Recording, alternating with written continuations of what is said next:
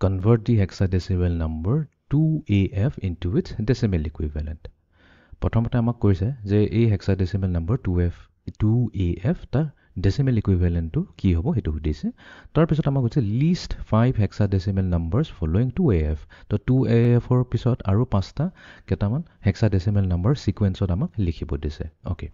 তো প্ৰথমতে আমি conversion to কৰি লওঁ তো ইয়াতে দিছে আমাক 2AF আছে এটো হৈছে এটা hexadecimal number তো আমি কি কৰিম ইয়াক ব্ৰেকেটৰ ভিতৰত ৰাখি ইয়াতে তলতে 16 মেনশন কৰি দিম 16 বেস টোৱে ক'ব যে 2f হৈছে এটা hexadecimal number তো আমাক কৈছে ইয়াৰ decimal equivalent to কি হ'ব ওকে তো আমাৰ তাত থাকিব 2af ইয়াতে আমাৰ af টো হৈছে কি এটো হৈছে আমাৰ lowest significant digit next আমাৰ a2 টো হৈছে আমাৰ most significant digit ওকে এতিয়া আমি কি কৰিম each digitor ইহঁতৰ positional weight to আমি mention কৰি যাম তো আমি হদাই LSD to MSD যাও তাৰ মানে from right side to left side আমি যাও এতিয়া এই f এটোৰ আমাৰ হ'ব 16 to the power 0 then next digit to হৈছে a যোনটো আমাৰ left side এ আছে ইয়াৰ positional weight to হ'ব 16 to the power 1 and then last digit to হ'ব 16 to the power 2 এতিয়া আমি decimal equivalent to উলাম So decimal equivalent উলাব কাৰণে আমি কি কৰিম each digitক নিজৰ positional weight লগত multiply কৰি যাম যেনেকা আমি 2 ৰে আৰম্ভ কৰো MSD পৰা আৰম্ভ কৰো 2 multiply হ'ব 16 square লগত ঠিক আছে next এইটো multiply কৰাৰ পিছত ইয়াক আমি add কৰিম next a multiply হ'ব 16 to the power 1 লগত plus f multiply হ'ব 16 to the power 0 লগত okay এতিয়া 16 square হৈছে 256 আৰু 256 into 2 multiply কৰিলে আমি পাম 512 এটা ইভেন তো মই ইয়াতে a লিখিছো একচুয়ালি ইয়াতে আমি a লিখিব নালাগে মই তো বুজাব কাৰণে a লিখিছো বিকজ আমি decimal equivalent উলাই আছো তো ইয়াতে তো hexadecimal number ইউজ হৈ গল তো a আমি মনত ৰাখিব লাগিব a এর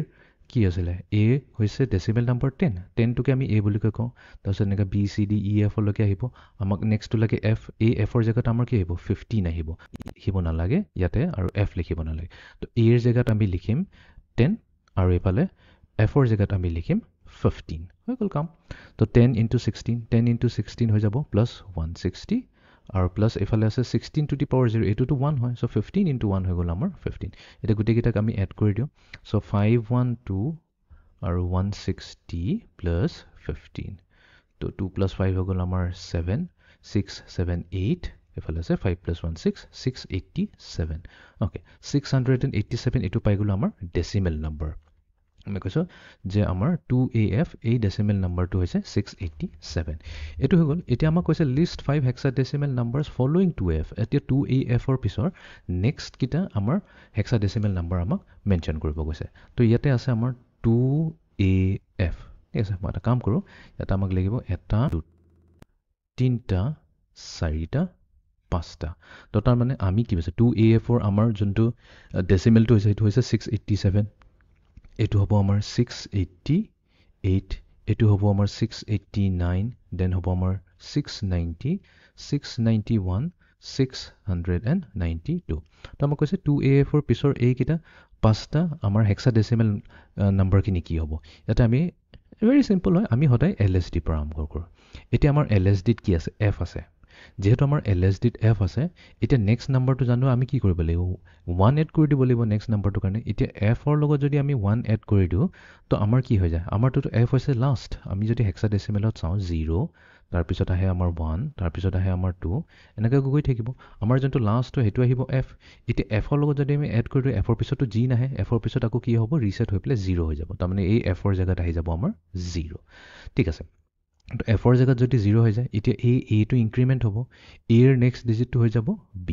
ঠিক আছে এইখিনতে হ'ব এতিয়া 2 এ থাকিব 2 টো ইনক্ৰিমেন্ট নহয় এটো 8 নহয় দে এটো হৈছে আমাৰ b এতিয়া নেক্সট কি হ'ব এই 0 লগত আকৌ আমি 1 এড কৰি দিম তো আমি পাই যাম 2b1 নেক্সট 1 এড কৰিলে আমি পাম 2b2 নেক্সট আমি পাই যাম 2b3 এন্ড দেন আমি ফাইনালি পাই যাম 2b4 এইখিনিয়ে হৈছে আমাৰ বাকিখিনি হেক্সাডেসিমেল নাম্বাৰ